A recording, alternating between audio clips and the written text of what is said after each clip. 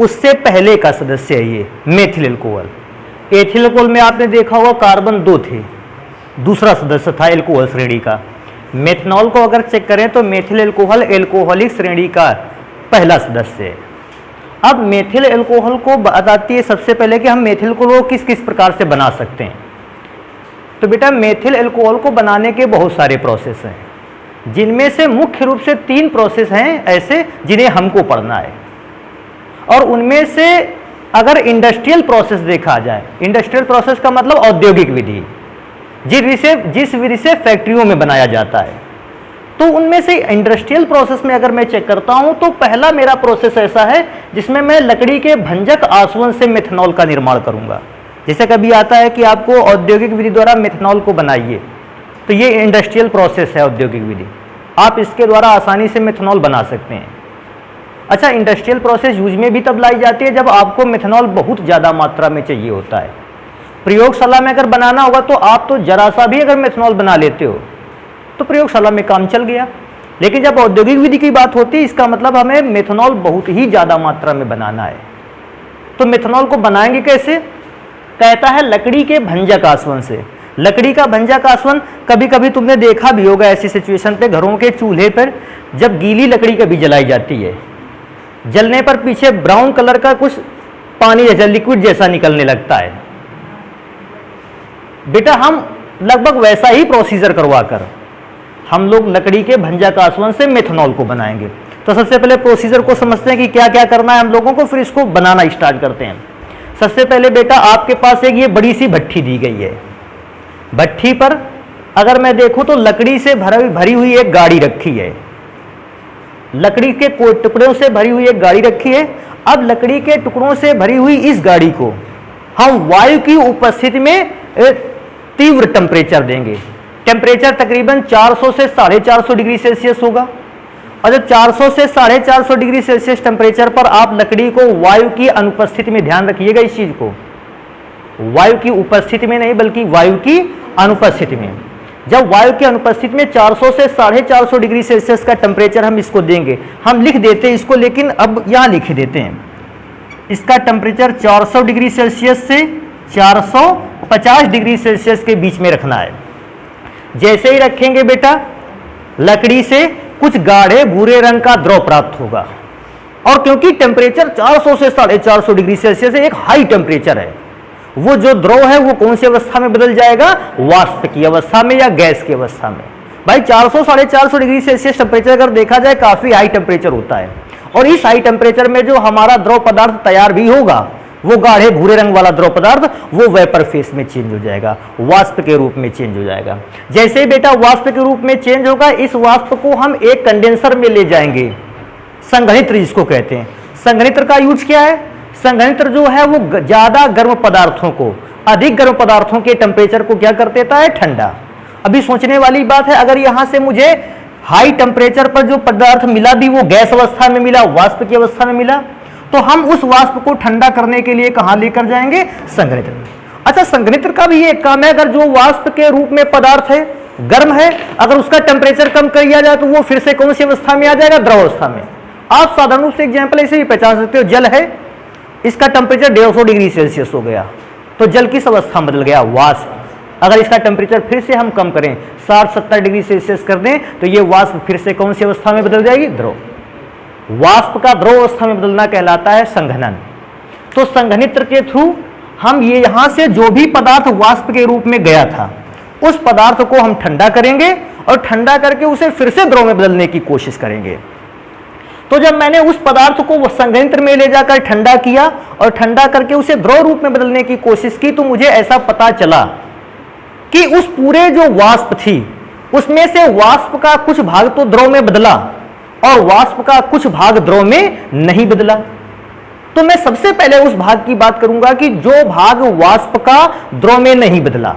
बेटा जो भाग वाष्प का द्रव में नहीं बदलेगा वो पाइप की सहायता से नीचे आएगा, क्योंकि वो भाग द्रव में नहीं बदला, अभी भी कौन से रूप में है? गैस। और ये बेटा गैस बनकर चिमनी की सहायता से ऊपर चला जाएगा। तो जैसे पूछेगा कौन कौन सा अवयव था जो संघनित्र में आने के बावजूद भी वाष्प से द्रव रूप में नहीं बदला, तो हम उसको बताएंगे ऐसे पदार्थों को हम क्या नाम देते हैं? काष्ठ गैस। क्योंकि काष्ठ गैस कई है, हम इसको काष्ठ गैसें लिख सकते हैं। कौन कौन सा पदार्थ वाष्प से द्रव रूप में नहीं बदला? Hydrogen gas, methane gas, carbon dioxide gas, nitrogen gas और ऑक्सीजन गैस। ये द्रव के रूप में नहीं बदल पाई, तो मैंने इसको चिमनी की सहायता से कहां निकाल दिया? बाहर। लेकिन ऐसा नहीं हुआ, कुछ भाग संघनित्र में आकर वाष्प से द्रव रूप में भी बदला होगा। तो जो भाग वाष्प से द्रव रूप में बदला है, मैंने उसे इस पाइप की सहायता से कहां निकाल लिया? नीचे। और नीचे लाते हुए उसे एक टैंक में एकत्रित कर लिया। तो ये टैंक में वो पदार्थ आया है जो पदार्थ संघनित्र में वाष्प से द्रव अवस्था में बदल गया है। जो नहीं बदला था वो कहां गया था? काष्ठ गैसेस के फॉर्म में निकल गया। जो बदला द्रव के रूप में, मैंने उसे यहां से एक टैंक में इकट्ठा कर लिया। और जब वो पदार्थ टैंक में भरा रहा तो मैंने उसको देखा, क्या जो भी टैंक में भरा सब्सटेंस रहा वो लेयर के फॉर्म में अलग हो गया, परत के रूप में अलग हो गया। ऊपर मैंने देखा लिक्विड टाइप था और नीचे मैंने देखा कि ये पेस्ट टाइप था। पेस्ट का मतलब गाढ़ा द्रव एकदम। तो जो बेटा पेस्ट के फॉर्म में था, नीचे की सतह पर भरा था, बहुत ही गाढ़ा पदार्थ था, मैंने उसको क्या नाम दिया? काष्ठ टार। अब बात आती है, सर जी काष्ठ टार कैसा होता है? आपने तारकोल देखा है, डामर जिसको कहते हैं, रोड वगैरह बिछाते हैं, ये पदार्थ वैसा ही होता है। ये आपने देखा होगा काफी गाढ़ा होता है, तो काष्ठ टार कहते हैं। और काष्ठ टार के ऊपर जो लिक्विड सब्सटेंस भरा है उसे कहते हैं पाइरोलिग्नियस अम्ल। लेकिन इन सब चीजों में मैंने इस बात को चेक किया, सर जी ने इस सब बारे बताते तो दी ये बातें, लेकिन अभी एक चीज नहीं पता चला कि मेथिल अल्कोहल कैसे बनेगा। तो बेटा वो जो पाइरोलिग्नियस एसिड बना है, पाइरोलिग्नियस अम्ल बना है, उसके अंदर मेथिल अल्कोहल होता है या मेथनॉल होता है। लेकिन एक प्रॉब्लम आई, जब मैंने पाइरोलिग्नियस एसिड को एनालाइज किया, उसे ढंग से पढ़ा, मुझे पता चला पाइरोलिग्नियस अम्ल में केवल मेथिल अल्कोहल ही नहीं होता है, बल्कि एसिटिक एसिड भी होता है 8 से 10%। मतलब 8 से 10% एसिटिक एसिड है। एसीटोन भी होता है 0.2 से 0.5%। मेथिल अल्कोहल भी होता है 2 से 4%। सर जी अगर तीनों परसेंटेज को मिला दिया जाए तो भी 100% नहीं होगा। इसका मतलब उस पाइरोलिग्नियस अम्ल में केवल यही 3 पदार्थ नहीं थे, एक पदार्थ और था जिसको हम लोगों ने अभी तक पढ़ा नहीं। बेटा शेष पदार्थ जो था उसको कहते हैं जल। क्या कहते हैं? अच्छा, क्योंकि जल एक नॉर्मली सब्सटेंस है, हमने उसके बारे में बताया नहीं। मतलब पाइरोलिग्नियस अम्ल में 3 नहीं बल्कि 4 कंपोनेंट थे, जिनमें से एक अकार्बनिक था जिसे जल कहते हैं, और बाकी 3 कार्बनिक थे, एसिटिक अम्ल, एसीटोन और मेथिल अल्कोहल। तो मुझे करना क्या है? मुझे acetic acid, acetone, methyl alcohol और वो जो चौथा पदार्थ है जल, उनमें से मुझे केवल किसको अलग करना है? मेथिल अल्कोहल को। तो एक बार मैं दोबारा से इस बात को रिपीट कर लेता हूं और फिर जल्दी से इसको पढ़ना स्टार्ट करते हैं। क्या? सबसे पहले हम लोग भट्ठी में कोयले से भरी या शुष्क लकड़ी से भरी एक गाड़ी रखेंगे, उसे वायु की अनुपस्थिति में 400 से 450 डिग्री सेल्सियस टेम्परेचर पर हीट करेंगे। हीट करने से एक ब्राउन कलर का गाढ़ा द्रव पदार्थ मिलेगा। क्योंकि टेम्परेचर हाई है, यह द्रव पदार्थ शीघ्र ही कौन सी अवस्था में चला जाएगा? गैस। और उस गैस पदार्थ को हम सबसे पहले कहां ले जाएंगे? संघनित्र में। संघनित्र का काम है टेम्परेचर को कम करना। टेम्परेचर को कम करने से गैसों में मैंने ऐसा नेचर देखा है कि वो द्रव अवस्था में बदल जाती हैं। लेकिन जब संघनित्र ने काम वर्क किया तो ये कुछ गैसों को तो द्रव में बदल पाया, लेकिन कुछ गैसों को द्रव में नहीं बदल पाया। जो गैसें द्रव में नहीं बदल पाई वो चिमनी की सहायता से ऊपर निकल गई और उन गैसों को हमने नाम दिया काष्ठ गैसें। अब काष्ठ गैसों के बाद मैं बात करूं कि वो सब्सटेंस की जो द्रव में बदल गया है। द्रव में बदला हुआ सब्सटेंस मैंने जब टैंक पे इकट्ठा किया, मुझे पता चला कि ये तो लेयर्स के फॉर्म में ऊपर और नीचे है, 2 प्रकार के द्रव हैं। मैंने नीचे वाले को चेक किया, गाढ़ा द्रव पदार्थ था, लगभग डार्क ब्राउन कलर का था। इसका नाम दिया गया काष्ठ टार। काष्ठ टार इसलिए नाम दिया, काष्ठ का मतलब होता है लकड़ी और टार का मतलब होता है वो ही गाढ़ा उसका लिक्विड। तो काष्ठ का मतलब लकड़ी होता है, ऐसा तुम लोग भी जानते हो। कभी कभी कहावत में कह देते हैं काठे का चश्मा लगा लो, कहते हैं। तो काष्ठ काठे का चश्मा का मतलब लकड़ी का, तो काष्ठ को लकड़ी कहते हैं क्योंकि उसी का टार है, इनने इसका नाम काष्ठ टार रखा। उससे मुझे कोई भी मतलब नहीं है। मैंने देखा उस काष्ठ टार के ऊपर एक और गाढ़ा ही सब्सटेंस था, लेकिन वो तैर रहा था, मैंने उसका नाम रखा पाइरोलिग्नियस एसिड। अब बात आती है पायरोलिग्नियस एसिड प्राप्त किया, लेकिन हमको तो मेथिल अल्कोहल निकालना था। तब मुझे पता चला कि पायरोलिग्नियस एसिड में ही मेथिल अल्कोहल होता है, बल्कि पायरोलिग्नियस एसिड में तो और भी कंपोनेंट होते हैं। फिर मुझे क्या करना पड़ेगा, इन सभी कंपोनेंट्स में से मेथिल अल्कोहल को क्या करना होगा, अलग करना होगा। मुझे मिल गए 3 कंपाउंड, लेकिन मुझे प्राप्त तो मेथिल अल्कोहल करना है। तो हम एक ऐसा कोई प्रोसीजर लेंगे जिससे हम एसिटिक अम्ल को भी हटा दें, एसीटोन को भी हटा दें, बचे हुए अगर प्राप्त हो तो जल को भी हटा दें, बचे केवल कौन सा पदार्थ, मेथिल अल्कोहल। तो बेटा तकरीबन अगर मैं देखूं तो इस मेथिल अल्कोहल को बनाने का सारा प्रोसीजर रहा। मैं एक तरफ से स्टार्ट करता हूं कि मेथिल अल्कोहल को बनाने में जो मैंने बताई ये बातें, उनको कैसे लिखा जाए, रिप्रेजेंट कैसे किया जाए। तो सबसे पहले देखो हम यहां हेडिंग डालेंगे कि भंजन। अच्छा, भंजन में मैंने क्या किया, शुष्क लकड़ी से भरी गाड़ी को 400 से 450 डिग्री सेल्सियस ताप पर क्या किया, गर्म किया। तो मैं लिखूंगा कि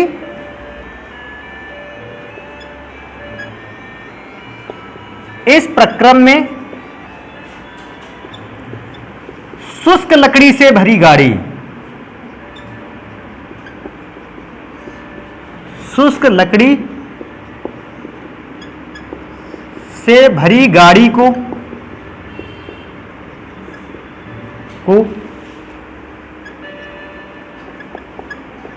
भट्ठी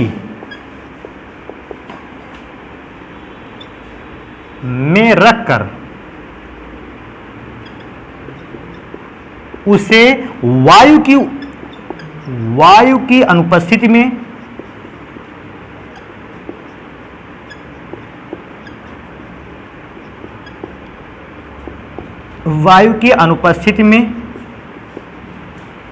अनुपस्थिति में 400 डिग्री सेल्सियस से 450 डिग्री सेल्सियस ताप पर गर्म करते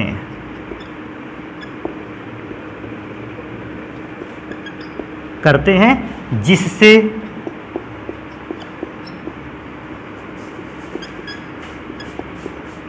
गाढ़े भूरे रंग का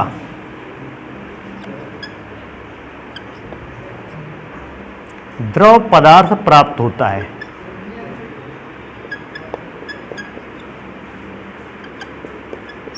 गाढ़े भूरे रंग का द्रव पदार्थ प्राप्त होता है। तो मैंने बताया कि इस प्रोसेस में शुष्क लकड़ी लेनी है और उस शुष्क लकड़ी से भरी गाड़ी को हम भट्ठी में रखकर वायु की अनुपस्थिति में 400 से 450 डिग्री सेल्सियस ताप पर गर्म करेंगे, जिससे गाढ़े भूरे रंग का क्या प्राप्त होगा, द्रव को। अब इस बेटा द्रव को हम कहां ले जाने वाले हैं, संघनित्र में। तो अगर मैं लिखूं तो मेरा नेक्स्ट हेडिंग होगी संघनित्र।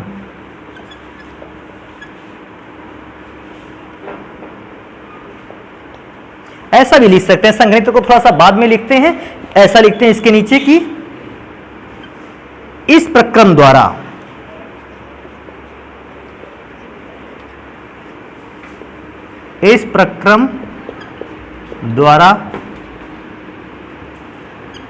हमें पदार्थ 4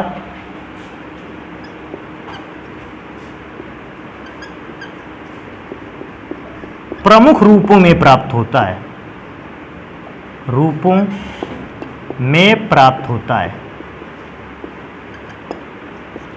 तो बात आती है बेटा, जब हमने ये प्रोसेस किया, इसको हीट किया, तो जो हमें पदार्थ मिला वो 4 रूपों में था। कौन कौन से रूप में था मैं बताता हूं।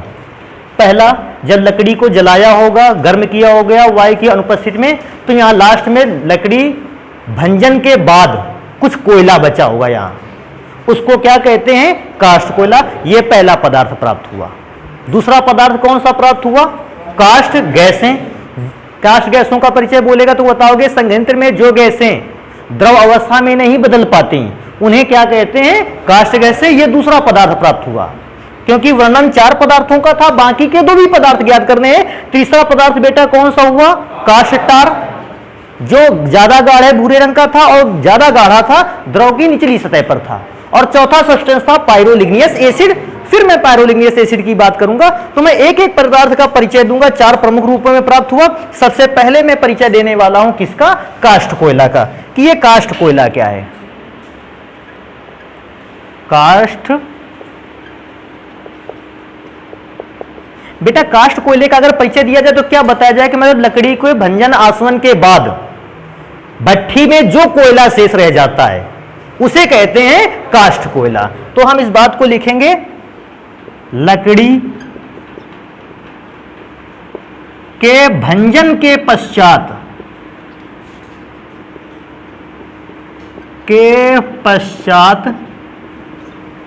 भट्ठी में बचे हुए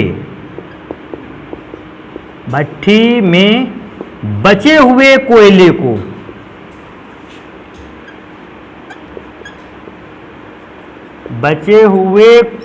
को काष्ठ कोयला कहा जाता है। काष्ठ कोयला कहा जाता है। तो ये बेटा काष्ठ कोयले का परिचय हुआ। काष्ठ कोयला, लकड़ी के भंजन के बाद जो भट्ठी में कोयला बचेगा हम उसे काष्ठ कोयला कहेंगे। अब दूसरी बात अगर मैं बताऊं तो मुझे बताना चाहिए कि काष्ठ गैसें क्या हैं, ये काष्ठ गैसें प्राप्त कब होती हैं। तो मैं नेक्स्ट हेडिंग डालूंगा काष्ठ गैसें।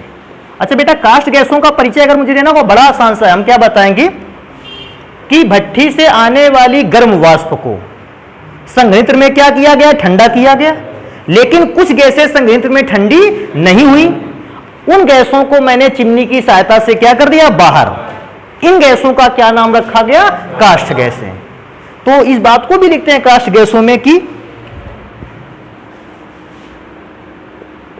संघनित्र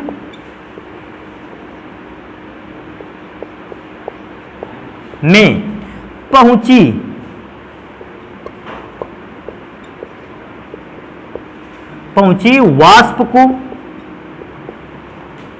वाष्प को ठंडा करने पर भी कुछ गैसें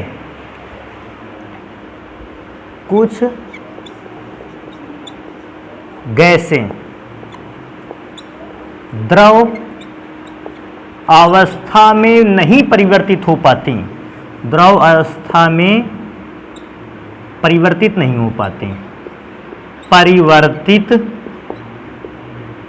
नहीं हो पाती काष्ठ गैसें कहलाती हैं। काष्ठ गैसें कहलाती हैं।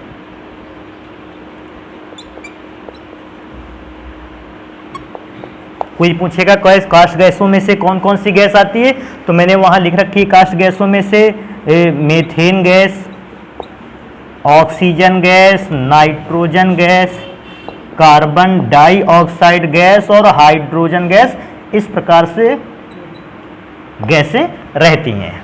तो ये बेटा हो गया काष्ठ गैस का परिचय। अब इसके बाद हम लोग करेंगे काष्ठ टार को देखेंगे और फिर देखेंगे पायरोलिग्नियस एसिड को। तो आप इसको जल्दी से नोट कर लें, फिर हम आगे इसको बताते हैं कि तो अगला पार्ट है हमारा काष्ठ टार। अच्छा, काष्ठ टार की अगर बात भी आती है तो हम क्या बताएंगे कि टैंक में भरे हुए द्रवों में से कितनी परतें बनती हैं? 2। पायरोलिग्नियस अम्ल के नीचे भरा हुआ द्रव पदार्थ जो होता है, गाढ़ा द्रव पदार्थ जो पेस्ट फॉर्म में होता है, हम इसे क्या कहते हैं? काष्ठ टार। और पूछता है काष्ठ टार का वर्ग क्या है, तो काष्ठ टार का काम होता है रोड बिछाने में नहीं कर लेते हैं, जिसको तारकोल कहते हो, रोड बिछाने में इसका कार्य होता है। तो हम सबसे पहले काष्ठ टार को बताएंगे। कहते हैं टैंक में भरा हुआ द्रव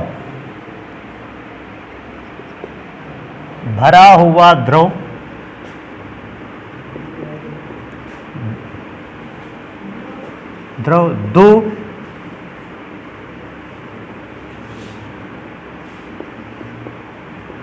परतों में विभाजित होता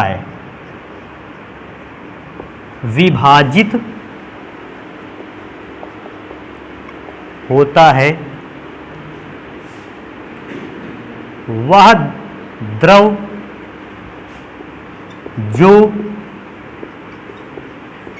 पाइरोलिग्नियस अम्ल के नीचे, पाइरोलिग्नियस अम्ल के नीचे, लिग्नियस अम्ल के नीचे पाया जाता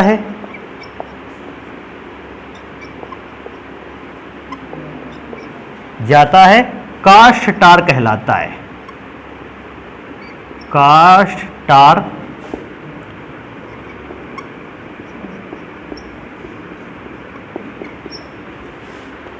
टार कहलाता है।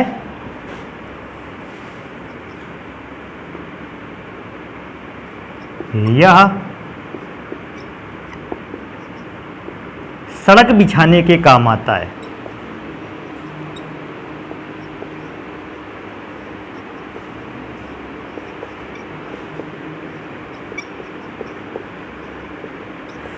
या सड़क बिछाने के काम आता है। तो ये बेटा हो गया काष्ठ टार का वर्क। अभी एक चीज और बच जाता है कि हम पाइरोलिग्नियस एसिड का परिचय दे दें। तो बेटा मेरे पास लास्ट जो कंपोनेंट है मैं उसका नाम लिखता हूं कि पाइरोलिग्नियस एसिड क्या है। पाइरोलिग्नियस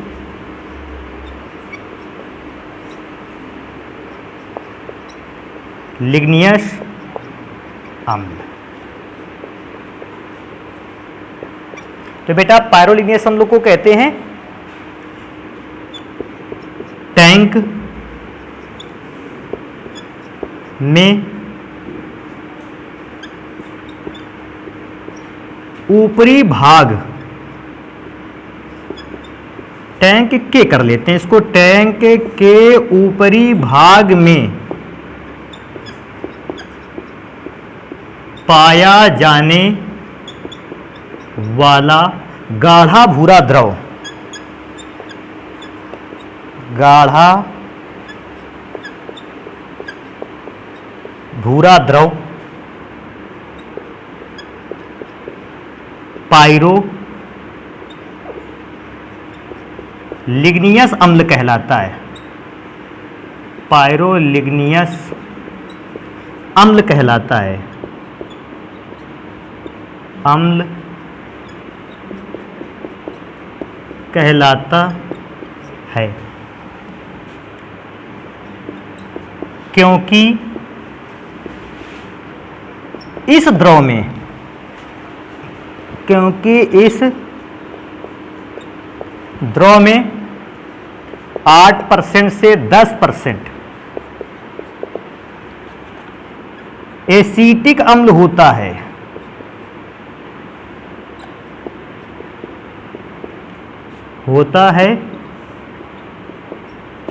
इस द्रव की प्रकृति अम्लीय होती है,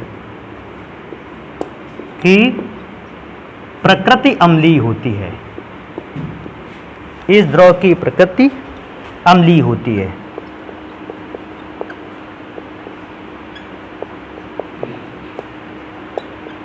अम्लीय। तो बेटा ये परिचय हो गया पाइरोलिग्नियस एसिड का। और फिर एक चीज और ध्यान रखना है कि पाइरोलिग्नियस एसिड की इस हेडिंग को लिखने के बाद हम इन कंपोनेंट को भी लिख डालेंगे कि पाइरोलिग्नियस एसिड में कौन सा कंपोनेंट या कौन सा केमिकल कितनी अमाउंट में मिलता है। इस चीज को भी इसी हेडिंग के नीचे हम लोग एक चार्ट में नोट कर लेंगे, ताकि अब हम इनमें से एसिटिक अम्ल, एसीटोन और मेथिल अल्कोहल में से केवल मेथिल अल्कोहल को अलग कर सकें। तो बेटा इसके बाद वो चार्ट जो लिखा हो उसको यहां नीचे नोट करना होगा। आप इसको नोट करिए, फिर मैं इसको मिटा देता हूं। इसके बाद हम बताते हैं आगे कि अब हम पाइरोलिग्नियस एसिड से मेथिल अल्कोहल को कैसे अलग करते हैं। तो बेटा जो हमारे पास पाइरोलिग्नियस एसिड बचा था, अब उसमें से पाइरोलिग्नियस एसिड में हमको बताया गया कि इसमें मेथनॉल भी है, लेकिन मेथनॉल केवल कितने परसेंट है? 2 से 4%। बाकी के अन्य केमिकल भी हैं। तो अब हमें अगर पाइरोलिग्नियस एसिड प्राप्त करना है तो हम कोई ऐसा काम करें जिससे बाकी के ये दो कंपोनेंट जो हैं या ये दो कंपाउंड है ये अलग हो जाएं और हमारा मेथिल अल्कोहल क्या हो जाए? अलग हो जाए। तो सबसे पहले हम अगर इनमें से चेक करें, इन तीनों में से मुझे एक एक करके पदार्थों को अलग करना है। तो मैं अगर चेक करूं, क्योंकि अगर आप इस कंपाउंड को देखो, ये एसिड है, अम्ल है, और आप सभी ने इस बात को पढ़ा है कि अम्ल को समाप्त करने के लिए कैसे पदार्थ की आवश्यकता होती है? क्षार की। तो पहला काम हम ये करेंगे कि इन तीन कंपोनेंट जो आपस में मिक्स हैं उनमें से कम एक ही पदार्थ को हटा करके अलग कर लिया जाए। तो पहला, क्योंकि पदार्थ एसिड है, एसिटिक अम्ल है, अम्ल को समाप्त करने के लिए हमें किसी कैसे पदार्थ की आवश्यकता है? क्षारीय पदार्थ की आवश्यकता है। तो हम सबसे पहले इसकी अभिक्रिया क्या करवाएंगे? एसिटिक अम्ल की अभिक्रिया किसी क्षार से करवाएंगे और उस हेडिंग का क्या नाम देंगे? कहेंगे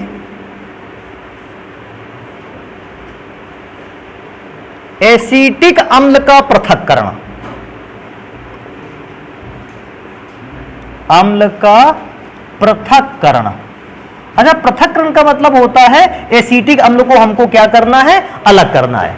अब एसिटिक अम्ल को अलग करने के लिए देखो, सोचो ये तीनों पदार्थ द्रव अवस्था में भरे हैं।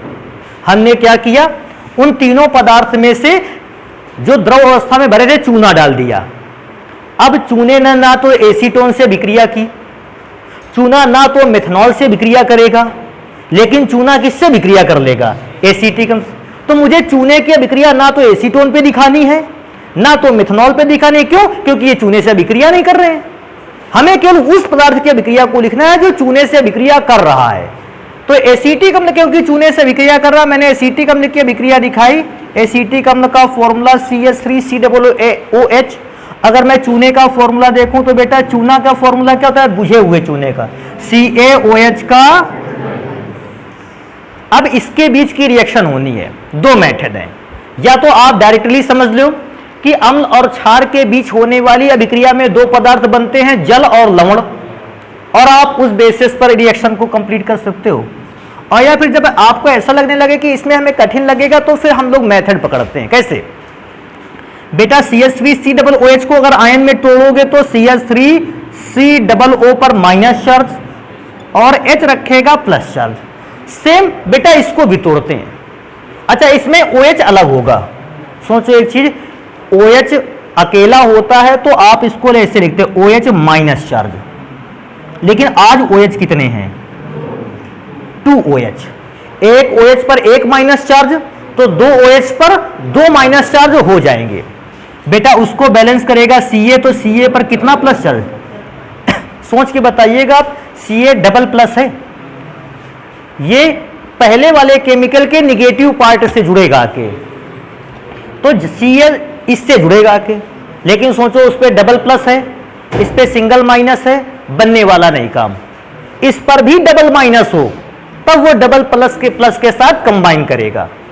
तो मैं इसके CH3COO के कितने मोल ले लूंगा? 2। मुझे 2 करने पड़ेंगे, तो 2 लेंगे तो हम इसको ऐसे लिखेंगे CH3COO कितने लिए गए हैं? 2। और तब वो अकेला Ca के साथ कंबाइन किया है। This is calcium acetate. Calcium acetic अम्ल से टूटा हुआ भाग है एसीटेट। अब बेटा एक और सोचो इस चीज को, OH पर एक ऋण चार्ज था, लेकिन 2OH का मतलब 2 ऋण चार्ज होंगे, तो उधर 2 ऋण चार्ज है, मैंने दिमाग में रख लिया। इस पर प्लस चार्ज तो एक ही है, तो इस पे भी 2 से क्या करवाना पड़ेगा? मल्टीप्लाई। 2H 2OH से मिलकर तैयार बनाएंगे 2H2O, क्योंकि एक H प्लस और एक OH माइनस मिलकर बनाते हैं 1H2O। 2H प्लस 2OH से मिलकर बनाएगा 2H2O। अगर कभी ऐसा मतलब चांस आ गया कि 3H प्लस 3OH माइनस से कंबाइन करेगा तो 3H2O का निर्माण करेगा, और इस प्रकार से रिएक्शन को हम कंप्लीट करेंगे। अब हम इस रिएक्शन में लिखेंगे क्या? देखो उसको भी मैं पढ़ देता हूं। क्या बताएंगे कि जब पायरोलिग्नियस एसिड में चूने को डाला गया तो चूना क्षारीय प्रकृति के कारण उसने अम्ल को क्या कर लिया? अवशोषित कर लिया और एक सॉलिड पदार्थ का निर्माण किया। यह पदार्थ कौन सी अवस्था में होता है? ठोस। मतलब अभी तक अम्ल द्रव अवस्था में था, अब वो कौन सी अवस्था में चेंज हो गया? ठोस। अच्छा, अगर द्रव में ठोस पड़ा उसको आसानी से अलग कर सकते हैं। जब कुछ ना कर पाएंगे तो छान के अलग कर लेंगे, ना अलग कर लेंगे। भाई आपके पास द्रव पदार्थ है कोई, उसमें से एक ठोस टुकड़ा गिर गया, इसको कैसे अलग कर सकते हो? छान के अलग कर सकते हैं।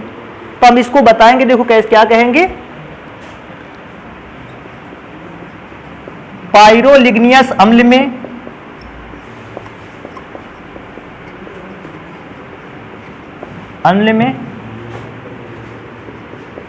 क्षारीय CaOH का होल्टोइड, क्षारीय चूने को डालने पर यह एसिटिक अम्ल से अभिक्रिया कर, यह एसिटिक अम्ल से अभिक्रिया कर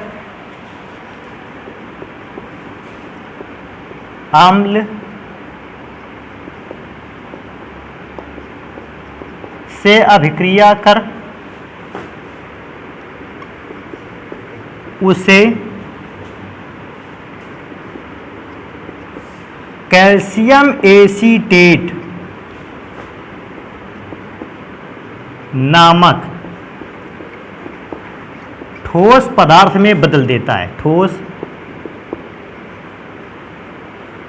पदार्थ में बदल देता है, बदल देता है, जिसे आसानी से पृथक का मतलब होता है अलग,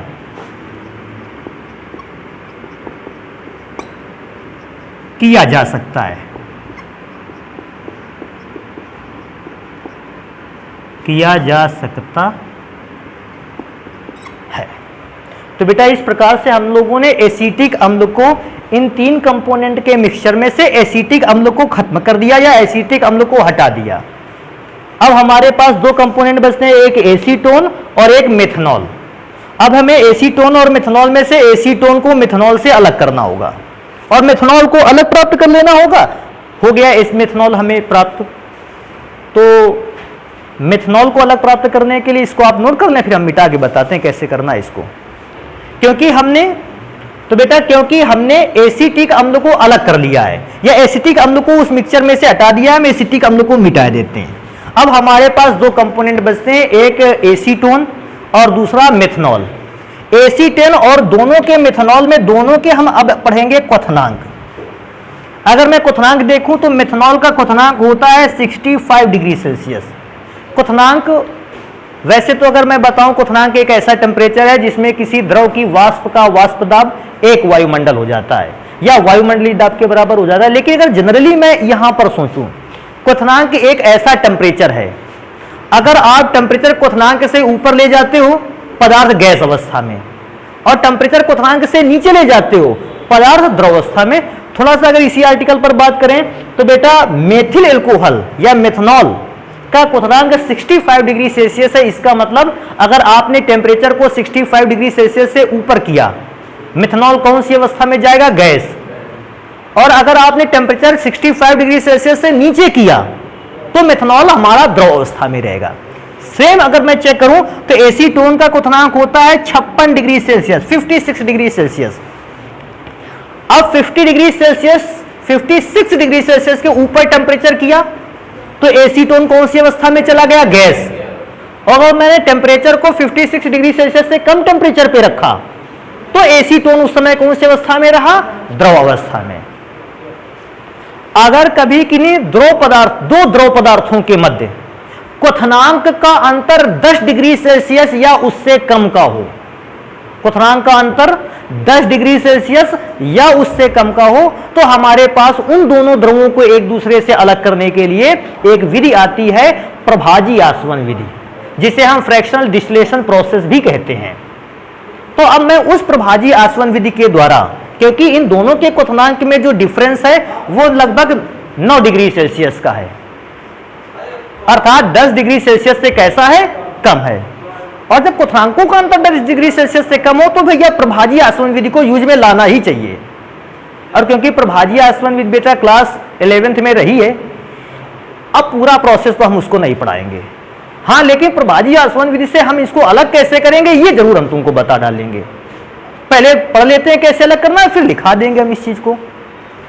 अच्छा, अभी इस बात को की तो चर्चा हो गई कि 56 डिग्री सेल्सियस अगर एसीटोन का क्वथनांक है तो इससे ज्यादा ताप पर एसीटोन गैस और इससे कम ताप पर एसीटोन द्रव। मैंने इन दोनों पदार्थों के मिक्सचर को ले लिया, मैंने ये मिक्सचर एक बर्तन में भर दिया, इसमें एसीटोन भी भरा हुआ है, इसमें मेथनॉल भी भरा हुआ है, आपस में घुले हैं तो पता नहीं चल पा रहा है एसीटोन कौन सा है, मेथनॉल कौन सा है। मैंने इनको हीट करना स्टार्ट किया, टेम्परेचर देना स्टार्ट किया। टेम्परेचर देते देते मैंने इसका टेम्परेचर अभी 50 डिग्री सेल्सियस रखा। अच्छा 50 डिग्री सेल्सियस में मैं चेक करूं, द्रवावस्था में है, द्रवावस्था में, क्योंकि इसके हिसाब से भी टेम्परेचर कम है। मैंने टेम्परेचर को और बढ़ाया और मैंने एक समय ऐसा किया, इसका टेम्परेचर कर दिया 58 डिग्री सेल्सियस। 58 डिग्री सेल्सियस का मतलब है इससे टेम्परेचर ज्यादा हो गया तो एसीटोन कौन सी अवस्था में गया, गैस, वो भाप बन के उड़ने लगा। एसीटोन वाष्प बन के क्या होने लगा, उड़ने लगा। लेकिन मैं जस्ट उसी समय मेथनॉल को भी चेक करूंगा। बेटा मैंने मेथनॉल का देखा, इसका तो 65 डिग्री सेल्सियस था, इसका मतलब मेथनॉल अभी भी कौन सी अवस्था में है, द्रवावस्था में। एसीटोन गैस अवस्था में चेंज हुआ लेकिन अभी भी मेथनॉल जो है वो द्रव अवस्था में ही है। तो बस हम इतना ही टेम्परेचर फिक्स कर देंगे, हीट करते रहेंगे, एसीटोन धीरे धीरे धीरे धीरे भाप बनकर उड़ता रहेगा। जब एसीटोन धीरे धीरे वाष्प बनकर उड़ता रहेगा तो एक समय आएगा एसीटोन पूरा का पूरा भाप बन के क्या हो जाएगा, उड़ जाएगा और बर्तन पर केवल एक पदार्थ शेष रह जाएगा और उसका नाम होगा मेथनॉल या फिर मेथिल एल्कोहल। हालांकि उस मेथिल एल्कोहल में जल की अमाउंट होगी, जल की मात्रा कुछ ना कुछ होगी, लेकिन हमें उस समय मेथनॉल जो मिलना था हमने उसको क्या कर लिया है, प्राप्त कर लिया है। तो इस बात को हम वहां बताएंगे, क्या बताएंगे, एसीटोन का क्वथनांक 56 डिग्री सेल्सियस और मेथनॉल का क्वथनांक होता है 65 डिग्री सेल्सियस। अतः हम इन दोनों द्रवों के मिश्रण का ताप दोनों द्रवों के क्वथनांक के कहां रखते हैं, मध्य में, जिससे एसीटोन वाष्पित हो जाता है और पात्र में केवल कौन शेष बचता है, मेथनॉल। तो समझ गए होगी इसको कैसे हम एक दूसरे से अलग करेंगे। और इस प्रोसेस को कहते थे, हमने बताया था, प्रभाजी आसवन विधि। लेकिन अब मुझे हेडिंग अगर लिखनी पड़ेगी तो हम हेडिंग क्या लिखेंगे, हेडिंग में लिखेंगे कि एसीटोन से मेथनॉल का पृथक्करण, मतलब एसीटोन से मैं मेथनॉल को क्या कर रहा हूं, अलग कर रहा हूं। तो बेटा मैं इसको मिटा देता हूं, देखो अब हेडिंग डालेंगे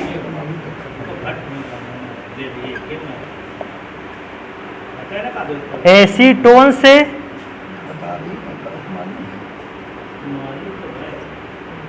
मेथनॉल का पृथक्करण। तो बेटा एसीटोन से मेथनॉल का पृथक्करण में मैं वही चीज जो मैंने बताया मैं लिखता हूं,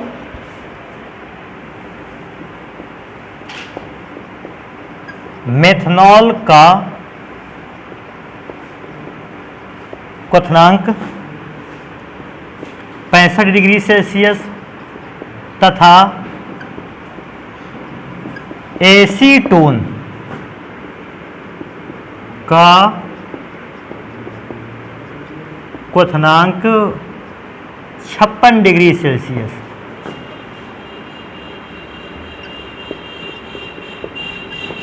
होता है। अतः मिश्रण का ताप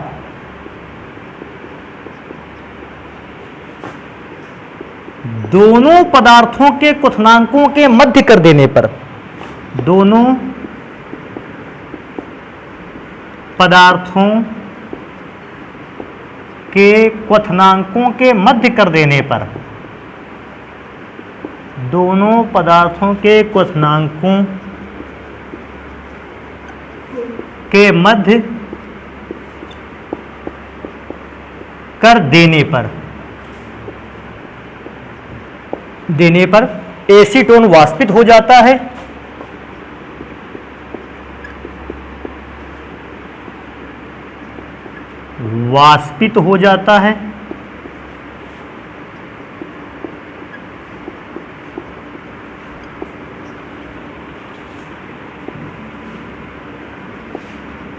जबकि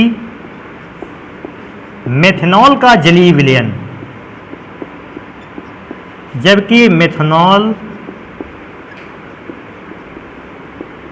का जलीय विलयन पात्र में शेष बचता है, शेष बचता है। तो बेटा ये हो गया मेथनॉल या मेथिल एल्कोहल को बनाने की औद्योगिक विधि। इसके अलावा भी बहुत सारे प्रोसेस हैं जिससे हम मेथनॉल या मेथिल एल्कोहल को बना सकते हैं, तो उन प्रोसेस को पढ़ते हैं नेक्स्ट लेक्चर पर बेटा।